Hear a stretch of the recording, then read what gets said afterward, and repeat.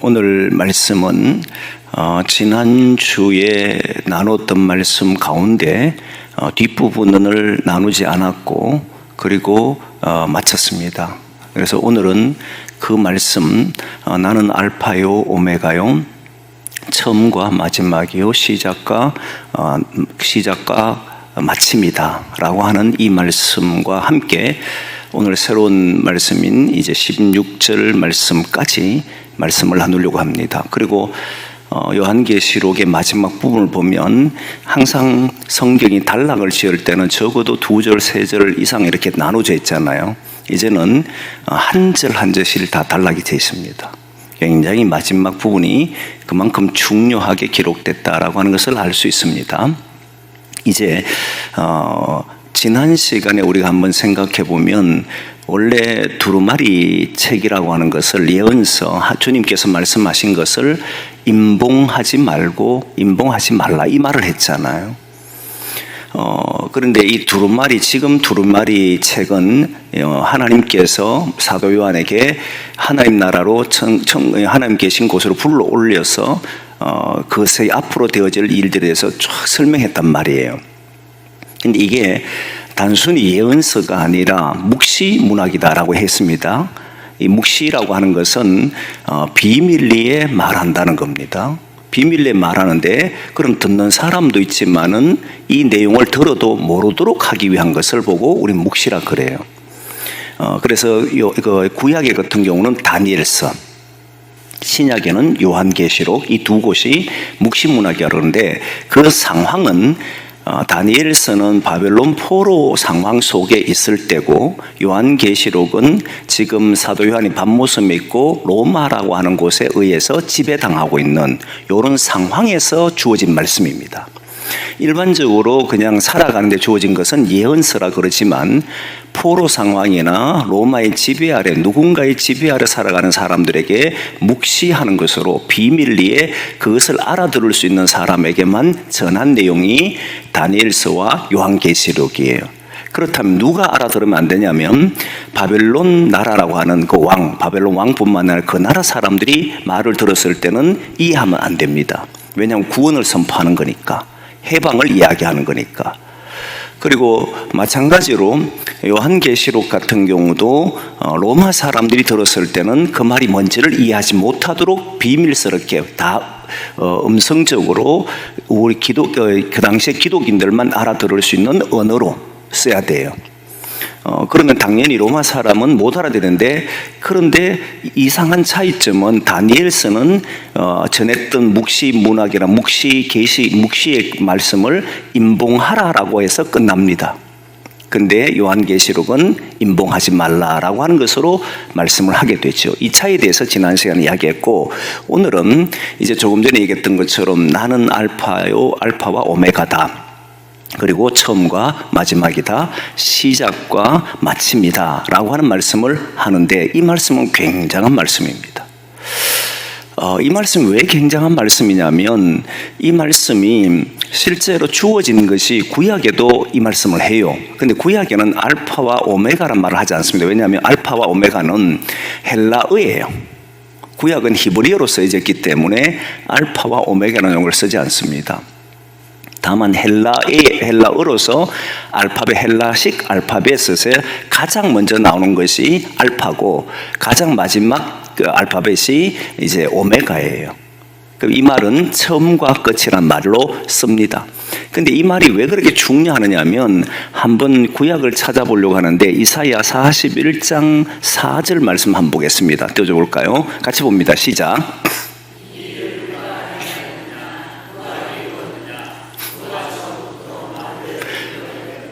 나 여호와라, 처음에도 나요, 나중에 있을 자에게도 내가 곧 그니라. 여기 잠깐만 더 보십시오. 이걸 기억해 놓는 겁니다. 처음에도 누구라는 겁니까? 여호와고, 나중에 있는 분도 여호와다. 딱 이렇게 이야기했어요. 처음과 끝에 다 여호와 계시는 거예요. 그 다음 44장 6절 말씀 한번 보겠습니다. 시작. 이스라엘의 왕인 여호와 이스라엘의 구원자인 만군의 여호와가 이같이 말하노라. 나는 처음이요 나는 마지막이라. 나 외에 다른 신이 없느니라. 여기도 그대로 한번 더 보면 여기도 처음과 마지막이라는 용어를 쓰면서 무엇과 연결시켰습니까? 나 외에는 다른 신이 없느니라. 이렇게 연결해 놓은 거예요. 그러면 처음과 마지막 이럴 때 이제 바꿔됩니다. 하나님은 처음이시고도 마지막이다. 다른 신은 없다. 이 말은 다른 어떤 신도 처음과 마지막을 할 수 있는 자가 없다. 이 말이에요. 여기 바벨론 포로 상황 속에 주어졌는데 이사야 40장 이후부터 39장까지가 제1 이사야라고 그랬고 40장부터 제2 이사야라고 이야기했던 적이 있지 않습니까? 55장까지. 요 내용은 40장부터 55장까지 내용은 바로 바벨론 포로 아래 있을 때를 상황을 두고 한 내용이에요. 이사야는 그 이전의 사람이지만 100년 이전의 사람이지만 이미 바벨론 포로가 될 것을 예언하고 그 아래 놓여졌을 때 어떻게 말씀하시는지를 하나님의 말씀으로 전해준 것이 제2 이사야라고 이야기합니다. 바벨론 포로 상황이에요. 그럼 바벨론은 다신교 문화를 가지고 있습니다. 로마도 다신교예요. 다신교 문화를 가지고 있는데 다신교 문화 중에도 충격적인 것은 이스라엘이 창조 하나님을 믿어요. 그런데 다신교를 믿는 바벨론도 창조신이 있는 거예요. 그래서 결국은 이스라엘의 신과 바벨론의 신이 전쟁을 치러서 이긴 것이 바벨론이 되어버린 겁니다. 그 바벨론의 창조신이 이스라엘의 창조신을 이긴 것으로 사람들은 생각했다는 겁니다. 이런 상황에서 44장 6절이 주어진 겁니다. 이걸 일단 이해를 하는 거예요. 처음에도 나요, 마지막에도 나다. 처음과 마지막이다. 다른 신은 없느니라. 이게 다 바벨론 포로 상황이 주어진 겁니다. 또 하나는 바벨론 포로 상황이 주어지는 게 48장 12절 말씀입니다. 한번 보겠습니다. 48장 12절 말씀 같이 봅니다. 시작. 야곱아, 내가 부른 이스라엘아, 내게 들으라. 나는 그니 나는 처음이요 또 나는 마지막이라.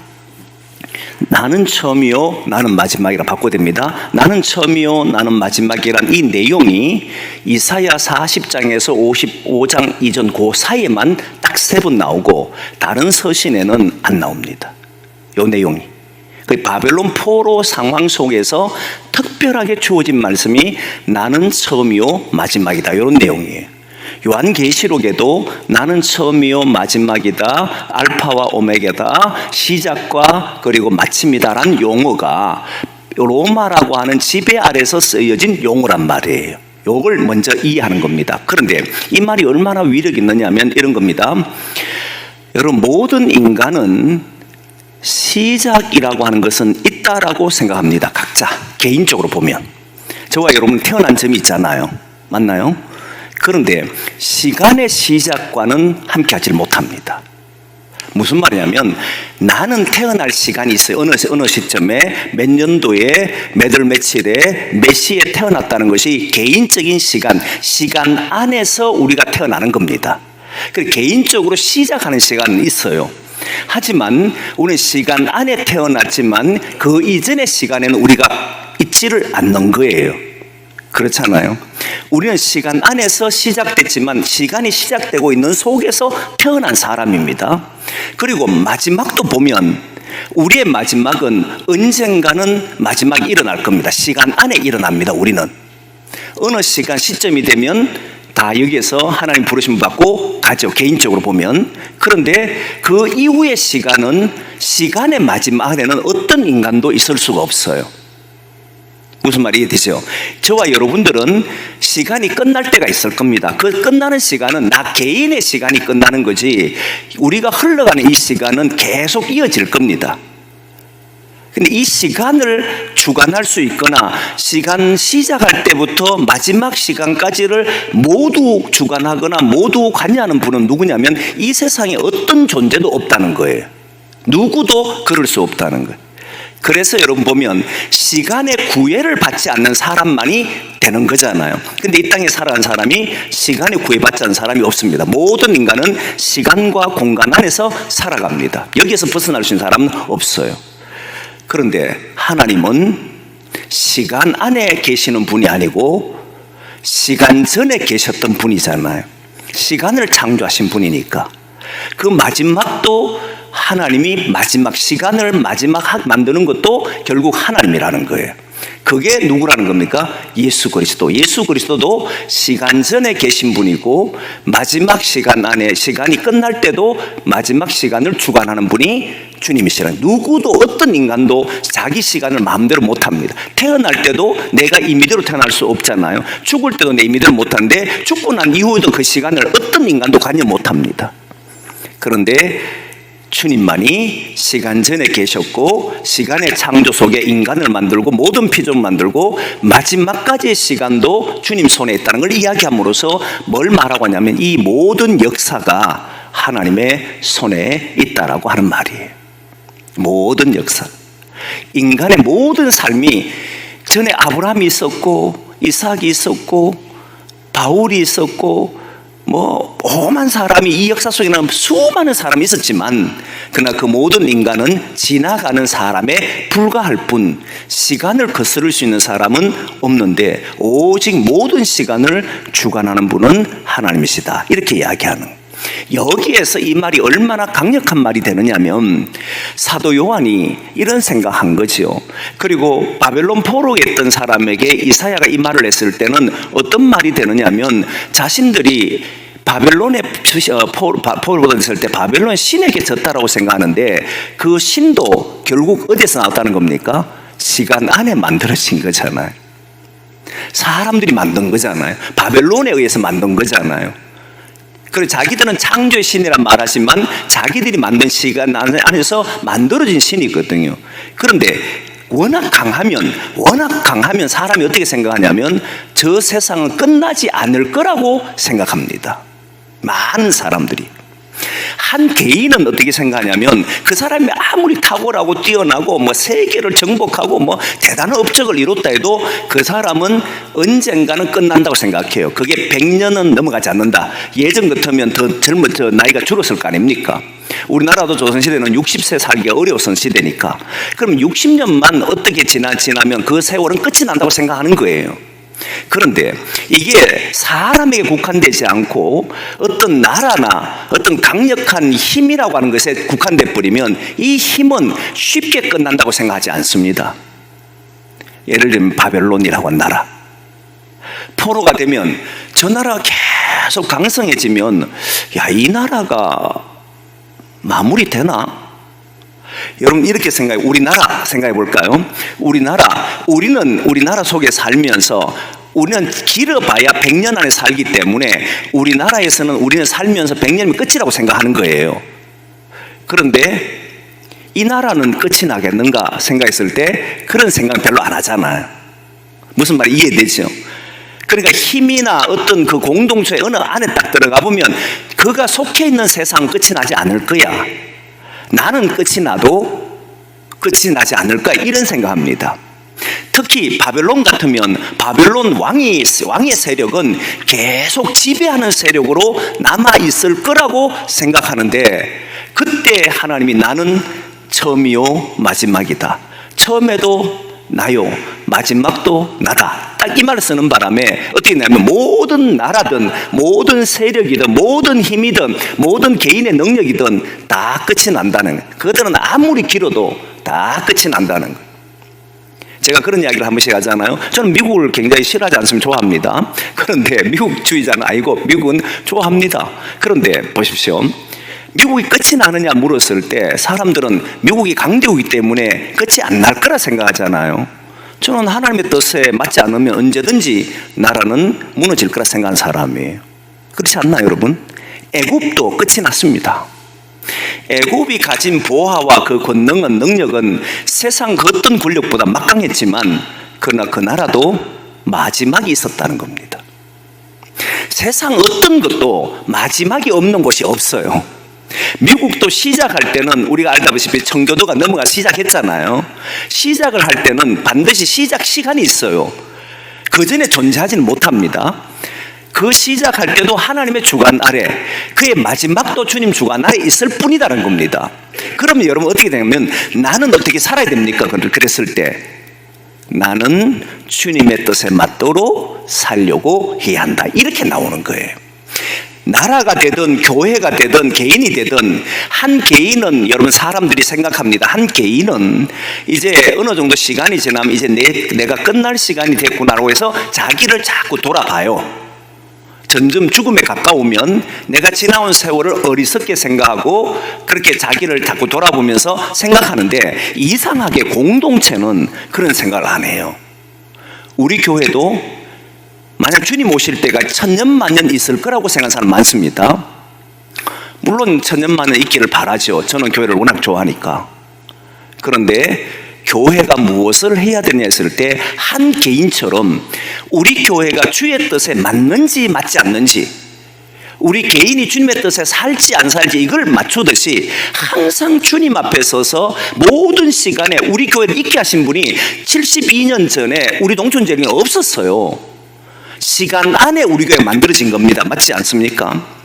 그리고 언젠가 우리 교회 끝이 날 때가 있습니다. 그때 저는 이럴 때가 끝이 났으면 좋겠어요. 주님 다시 오실 때 우리 교회가 마무리됐으면 좋겠어요. 그러나 우리가 주의 뜻 안에 살지 못한다면 그 교회는 언제든지 무너질 수 있다는 것이 우리를 두렵게 하도록 만들어야 됩니다. 그렇지 않습니까? 언제나 우리는 두려워해야 돼요. 죽음을 두려워하는 것처럼 교회도 주님의 뜻에 맞는지 안 맞는지에 대해서 굉장히 두려워해야 돼요.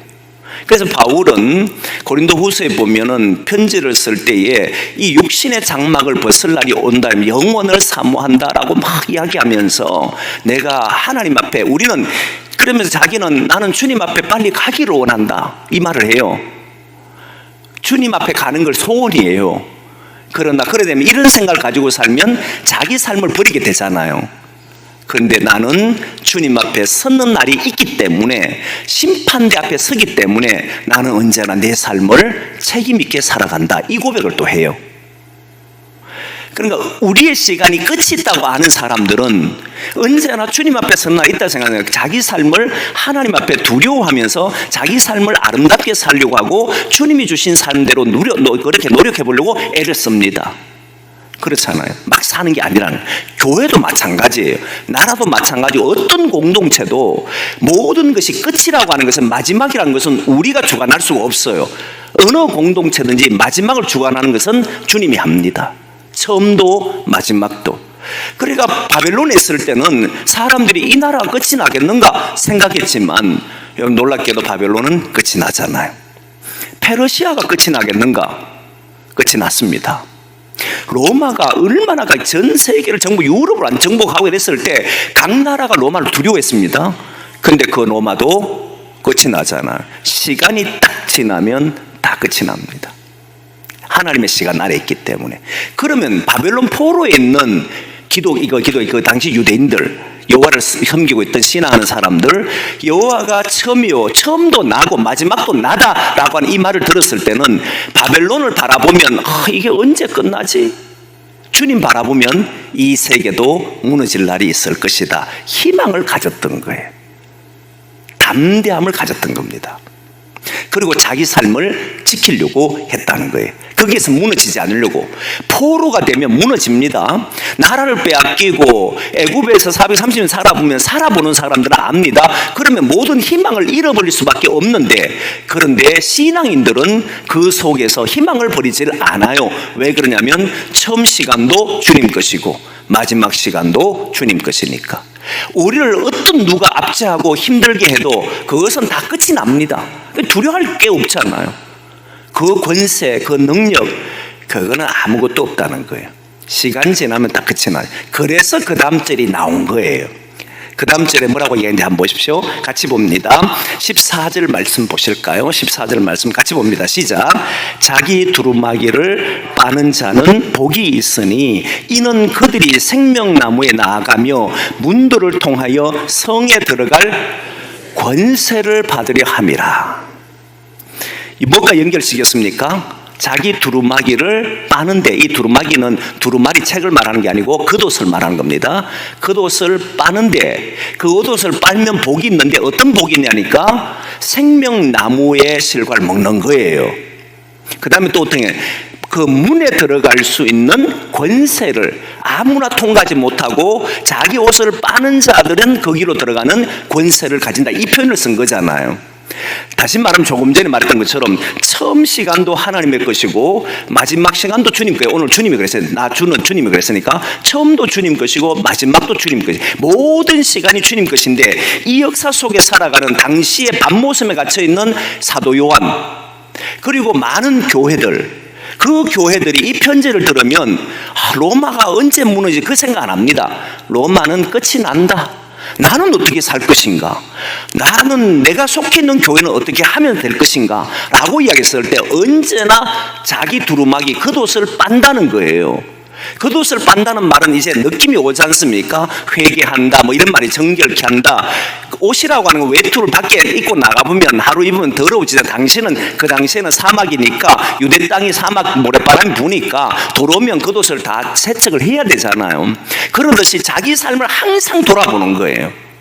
항상 주님 말씀 앞에 돌아보면서, 왜냐하면 인봉을 갖지 말라 그랬잖아요. 인봉하지 말라 그랬으니까 그 말씀을 가지고 자기를 돌아가면서 생명의 말씀을 계속 공급받으니까, 그러면 자기의 삶을 전부 새롭게 하고 바꾸어 가는 거잖아요. 이 말은 어떤 말이냐면, 지금까지 내가 걸어왔던 삶을, 어제까지 살아왔던 삶을 여러분 우린 기억하면 안 돼요. 어제 일은 어제입니다. 오늘은 오늘이고 내일은 새로운 날을 만나는 거지 않습니까? 그런데 우리는 생각해보면 새로운 날이라고 생각하지 않아요.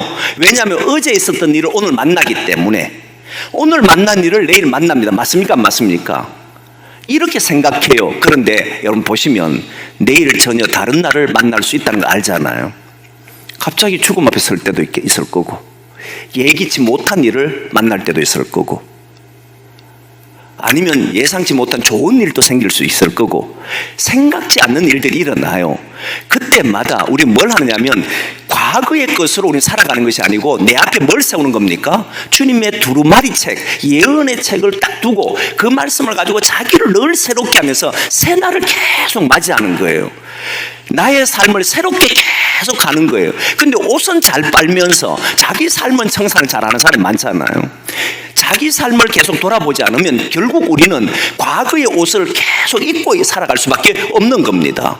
세상에 가르쳐준 방법대로 우리가 세상 속에 살아가는 그곳에서 배운 것대로 살아가잖아요. 그게 무엇을 이야기하냐면 실패를 말하고 그렇게 살면 죽음을 이야기하는데, 생명을 얻지 못하는데 그것으로 계속 사는 거예요. 어제 것으로.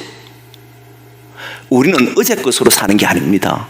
주의 말씀으로 살아가는 자들, 그걸 새롭게 계속 자기를 돌아보는 사람이 어떤 사람이라는 거예요? 복 있는 사람. 자, 보실까요? 지금 세상 이게 너무 잘 적용돼요. 불과 한 3, 40년 전만 해도 여러분 1년이라고 10년이라면 대단히 긴 시간이었습니다. 그래서 이런 말 했죠. 강산도 10년이 지나면 강산도 변한다, 이런 표현을 하잖아요. 이때 10년이 지나면 강산 변한다는 말은 10년이란 말이 대단히 길었단 말입니다. 요즘은요 1년이 아닙니다. 눈만 뜨면 세상이 바뀌어요. 워낙 빨라져 버렸어요. 그래서 우리는 새로운 세상을 만난다는 것을 사람이 알기 시작한 거예요. 예전에는, 여러분 지금은 30년 전만 해도 10년인데 이 당시의 사람들은 10년이면 어떻게 되겠습니까? 변화가 거의 없어요. 똑같은 삶이 지속되고, 포로는 포로대로, 로마의 지배 아래는 지배 아래대로 자기 삶을 바꾸려고도 바꿔지지 않는 대로 살아가잖아요. 사람들은 벗어나고 싶어 합니다. 자기 삶을 이제 새롭게 하고 싶어 합니다. 그런데도 못 벗어나잖아요. 그럼 뭘 해야 됩니까? 어제 것을 반복하는 사람은 그냥 그렇게 사는 겁니다. 근데 더 웃긴 건 뭐냐면, 그렇게 사는 것이 아니라 자꾸 후퇴하는 거 아세요? 무슨 말 이해되죠? 지금 바로 그걸 경험하잖아요. 오늘 어제 것으로 난 살아가겠다. 여러분 얼마 전에 이걸 이야기할까 말까 참 고민이 많이 했는데, 우리 아동부가 풋살대에 나갔다 왔잖아요. 풋살대에 나갔더니 여러분들 그 음악, 배경음악 혹시 들어보셨나요? 배경음악에 동촌제일교회 응원가가 막 들어갔잖아요. 그럼 여러분 동촌제일교회라고 하는 이름이 들어가면서 음악이 새로운 겁니다, 사실은. 그럼 누구한테 부탁을 했느냐? 아니에요. 누구한테 부탁인지 아십니까? 챗GPT인가? 그 음악 요즘 만들어주는 AI. AI에게 부탁한 거예요. 그래서 내가 이걸 AI에 부탁한 것을, 작곡한 것을, 노래한 것을 광대상에서 이야기해야 되나 말아야 되나 처음 딱 들었을 때 딱 듣자 말자, 이건 AI로 만들었구나. 갑자기 우리 김조광 전사님이 작곡가대가 나타날 수는 없는 거잖아요. 그러니까 분명히 딱 듣는 순간에 이건 AI다. 그런데 AI를 이야기해야 되나 말아야 되나 고민이 많았어요. 왜냐하면 교회 안에서도 AI로 만든 것을 해야 되는가, 앞으로 그런 시대 될 텐데 이 세대가 그만큼 빨라져 붙어요. 그게 잘못이다 잘못이 아니다 말한 게 아니잖아요. 그만큼 빠른 세대 속에 우리는, 나는 그래도 옛날 걸 고수한다, 아마 세월 다 뒤떨어질걸요. 그렇지 않습니까? 나는 옛날 게 좋다, 난 복고풍이 좋다, 나는 클래식으로 살 것이다. 여러분 시대가 막 빨라져 가는데 나중에 그 사람 뭐 하고 있냐면 아무것도 못 하고 있는 거 아세요? 정말 이런 일이 벌어지는 거예요. 그러니까 우리는 날마다 새로운 세상을 만난다는 것이 성경의 생각인데, 이게 아마 2000년 전에 이런 이야기를 한 거예요. 수천 년 전에 이런 이야기, 하나는 시작도 나로부터 마지막도 나다, 이런 이야기하는 것은 모든 시간이 주님 안에 있고 우리는 새로운 것을 만난다는 것을 늘 이야기했는데, 그런데 그게 요즘 시대에 와서 막 맞아 들어가는 거예요. 이게 우리는 그래서 새로운 날을 만나는 거, 이거 반드시 기억해야 됩니다. 내일 여러분 눈을 뜨면 그날은 어제와 똑같은 한 날이 아닙니다. 완전히 새로운 날을 만납니다. 그 생각을 가지면 내 시간도 끝날 날이 있다는 겁니다. 교회도 끝날 날이 있습니다. 저는 교회가 끝날 날이 언제길 원했어요? 주님이 오실 때 우리 교회가 끝이 났으면 좋겠다는 마음이에요. 그러나 그 전에도 언제든지 끝날 수 있다고 생각하면 두려워할 줄 알아야 돼요. 자기의 삶을 항상 겉옷을 빨고 새 옷을 계속 덧입기를 하셔야 된다는 거예요. 계속 새로운 것을, 이때 새로운 것은 이 세상에 없습니다. 딱 새로운 것은 주님으로부터밖에 올 수 없어요. 모든 시간을 주관하시는, 시간 밖에 계시는 분이 우리에게 말씀할 때 그것만이 새롭잖아요. 그래서 사도 요한은 밤모섬에 갇혀 있지만 자기는 시간 안에서 갇혀 살아가고, 그러지만 늘 뭐 했다는 거예요? 생명나무를 먹기 위해 생명나무 우리에게 오도록 그렇게 늘 새롭게 자기를 돌아본 거예요. 그게 교회들이 했다는 거예요. 항상 교회들은 자기를 돌아보지 않으면 부패했습니다. 새로운 말씀을 가지고 살려가지 않았다면 그 교회는 언제나 바뀌었습니다. 초대교회 7교회 지금 찾아보기 어렵습니다. 교회가 영원하다 생각하지 않았습니까? 우리도. 그렇죠? 서문화 교회, 빌라델비아 교회, 한국에는 존재해요. 한국의 빌라델비아 교회 이름 간판 붙이고 하니까. 그런데 여러분 초대 7교회 중에 얼마나 있을 것 같습니까? 고린도 교회. 여러분 놀랍지 않나요? 교회가 유지된다고 생각하지만 늘 주님으로부터 공급받지 않으면, 주님의 말씀이 살아서 우리에게 오지 않으면 결국 우리는 과거의 것을 반복하게 돼 있고, 과거의 것을 반복한다는 세상적인 방법으로 해가게 돼 있고, 결국은 그것은 하나님 뜻에 맞지 않는 거예요. 그래서 교회도 날마다 새로워지는 거예요. 종교개혁가들이 이야기했던 것처럼 날마다 교회는 새로워진다. 기억해야 한다. 이 말은 교회를 뜯어고치란 말이 아니고 주님 말씀으로, 그 진리의 말씀으로 언제나 교회는 비춰보고 그 진리의 말씀 오늘 살아있도록 만들어내는 교회가 바로 진정한 교회다. 그걸 개인으로 옮기면 우리도 마찬가지예요. 주님 말씀을 듣고 지나왔던 시간에 내가 살아온 시간을 후회하고 자랑한들 무슨 의미가 있겠습니까? 다 옛날입니다. 오늘도 주님 말씀을 듣고 나를 변화시킬 때 그 사람이 가치 있고 의미 있는 거 아니겠어요? 이런 말을 하잖아요. 일단 목사든 항존직이 되면 사실 잘 변하지 않습니다. 특히 목회자들도 보면 옛날 걸 계속 고수할 수밖에 없잖아요. 그런데 저도 계속 말씀을 가지고 고민하잖아요. 계속 같은 말씀을 해도 지난 시간에 제가 겟세마네 동산 기도를 금요일에 했는데 제가 몇 차례 네 차례 했나라고 이야기를 했거든요. 그랬더니 우리 교우 중에 한 명이 목사님 6번 하셨습니다 이러더라고. 다 기록하고 있어서 제가 상당히 이제 더 조심해야 되는 일이죠. 근데 그분은 의도적인 악한 마음이 아니에요. 그 말씀 하나를 굉장히 소중하게 듣는데 저도 그러니까 6번을 했다 할지라도 늘 새로운 말씀이 나와야 되는 거잖아요. 100번을 해도 새로운 말씀이 나와야 되는 거잖아요. 왜? 어제와 다른 오늘 주님 만나니까. 말씀은 어제지만 옛날 거지만 그러나 그 말씀을 주시니까 언제나 하나님이셨고 언제나 미래에서 주신 말씀이기 때문에 새로운 거였거든요. 그럼 오늘 또 듣고 또 새롭게 받아들이고 하는 거예요. 그렇게 했을 때마다 우리 뭘 누리냐면 거기에 딱 나와요. 생명나무가 있대. 생명나무에 나아가며 언제나 생명나무 나오고 그 다음 그 문에 들어갈 수 있는 권세, 세상 권세는 다 사라지지만 이 하나님의 나라에 들어갈 수 있는 권세를 그 사람이 가진다. 딱 이래. 그러나 한편 이 사람은 성 밖에 있으리라 하는 사람 보십시오. 다 과거입니다. 옛날 살아온 방식 그대로 한 사람들이요. 볼까요? 이제 15절 말씀 보겠습니다. 15절 말씀 같이 봅니다. 시작.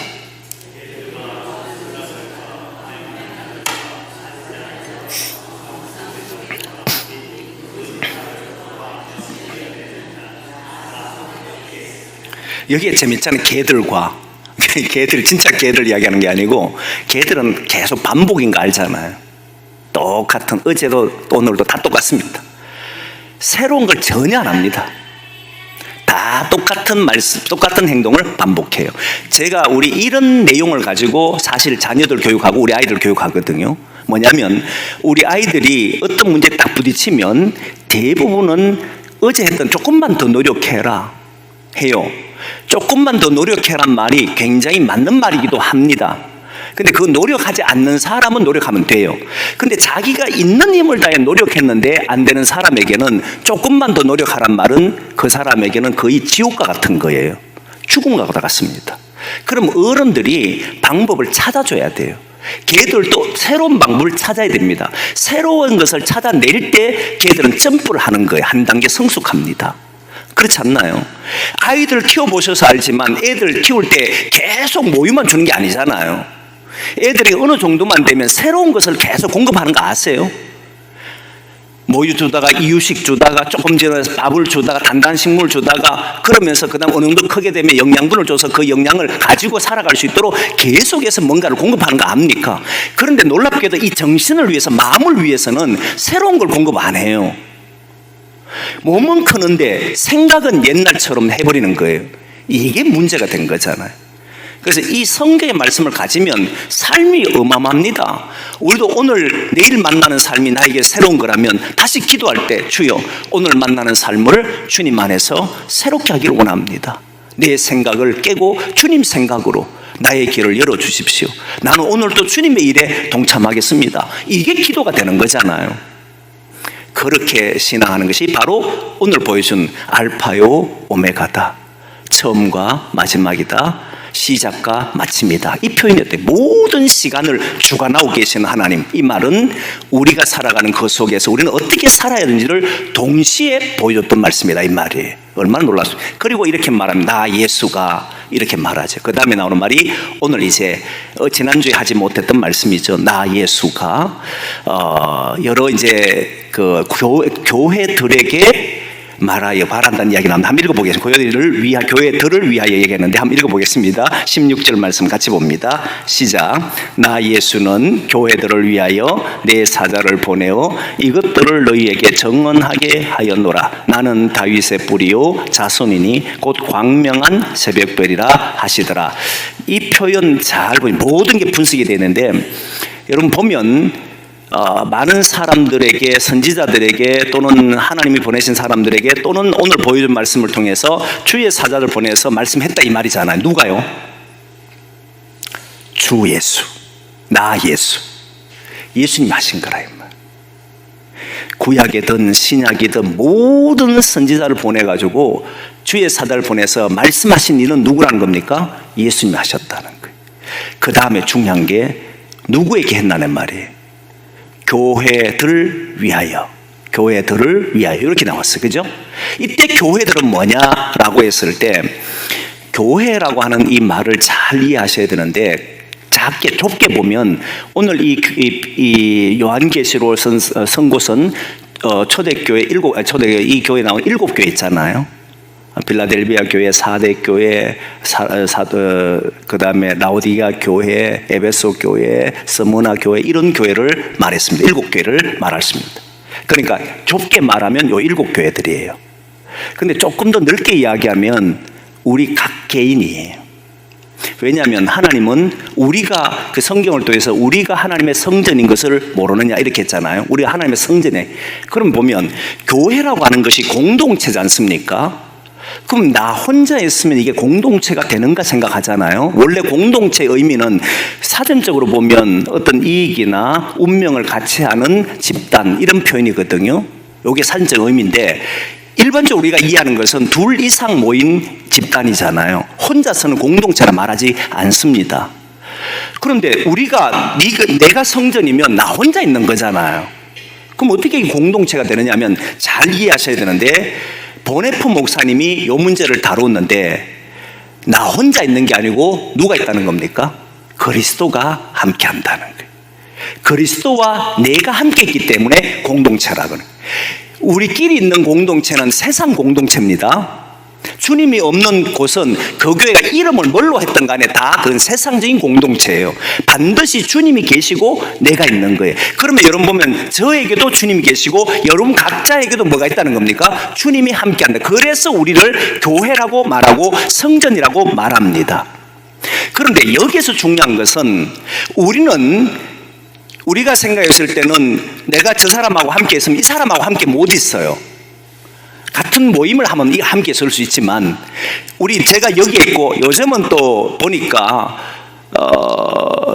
화상으로 보는 것이 돼가지고 이제는 함께 있는 시간도 굉장히 이해하기가 어려워졌는데, 예전에는 함께 한다. 내가 여기 있으면 미국에 있는 사람은 저하고 함께 못 합니다. 우리 교회 식구들은 저하고 함께 하지만 지금 이 시간에 다른 사람 저하고 함께 하질 않아요. 유튜브를 통해서 들을 수는 있을지 몰라도 함께 하지는 않습니다. 그렇지 않나요? 근데 주님은 오늘 나와 함께 하지만 이 자리에 없는 모든 사람에게도 각자에게 함께 하는 거예요. 시간을 배분해가지고 오늘 나를 만나고 오늘 누구를 만나고 이렇게 만나는 게 아니라는 겁니다. 동시에 우리 주님은 모든 사람이 역사하는 거예요. 같은 공간 안에 있어도 여러분 보면 우리는 같은 공간 안에 있는데 인격적인 만남이 되기도 하고 안 되기도 합니다. 왜냐하면 우리가 서로 마음을 나누지 않고 대화하지 않으면 인격적인 관계가 안 되잖아요. 그래서 오늘 말씀을 전하더라도 제가 말씀을 전하게 되면 거기에는 받는 사람도 있고 안 받는 사람이 있을 수 있는데, 여기에도 역사하는 분은 누구라는 겁니까? 예수님이 역사한다는 거예요. 나 예수는 이렇게 나온 거예요. 예수님이 역사하기 때문에 그 사람이 만나는 건 저를 만나는 게 아니고 주님을 만나는 거예요. 나도 주님을 만나고 여러분도 주님을 동시에 이 자리에서 만나는 거예요. 근데 너무 놀라운 것은 이 자리에서 제가 선포를 통해 만나지만 다른 곳에서도 언제든 주님은 주님의 방법대로 지금도 만난다는 거예요. 동시성이라 그래요. 어느 곳에서든지 어느 시간에 구애받지 않고 만난다는 겁니다. 그러면 여러분 보면 모든 사람이 주님 안에서 뭐가 이루어진 겁니까? 교회가 된 거예요. 우리 교회는 목사인 제가 세우고 여러분 장로님들이 계시고 해서 이 안에서 우리는 교회 동촌제일교회라는 공동체가 일 수밖에 없잖아요. 그렇지 않습니까? 그런데 주님은 이곳에서는 어느 곳에서는 다 주님의 이름으로 모이고 주님의 이름으로 살아가는 모든 사람들은 지금 동시에 다 함께 뭐라는 겁니까? 교회라고 하는 거예요. 그게 유일하게 되는 분이 우리 주님이거든요. 그래서 공동체라 그래요. 그래서 이 교회들을 위하여서 말한다라고 했을 때는 단순히 소아시아 7교회를 보고 말하는 것이 아니고 우리 모두가 주님의 음성을 듣고 주님이 우리를 위해서 말씀했다. 그리고 여러분 이게 좀 더 확장되면 우리 교회 또 이웃에 있는 많은 교회, 서울에 있는 모교회 할 것 없이 모두 다 지금도 주님 안에서 모두 함께 하니까 뭐가 되는 거예요? 다 한 공동체다 이렇게 말하는. 요 공동체만 유일한 공동체고 교회고 저 공동체는 아닌 게 아니고 모든 교회가 주님의 이름으로 모이기 때문에 모든 교회는 다 한 공동체로 말을 하는 겁니다.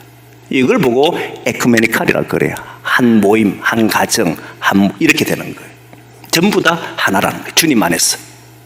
주님 안에서 하나가 되는 겁니다. 요 교회를 위해서 말하는데 뭐라고 이야기하는지를 잘 보셔야 돼요. 교회를 위해서 사자를 보냈잖아요. 사자를 보는데 뭐라고 말씀하시나 보니까 딱 거기에 나는 다윗의 뿌리요 자손이다.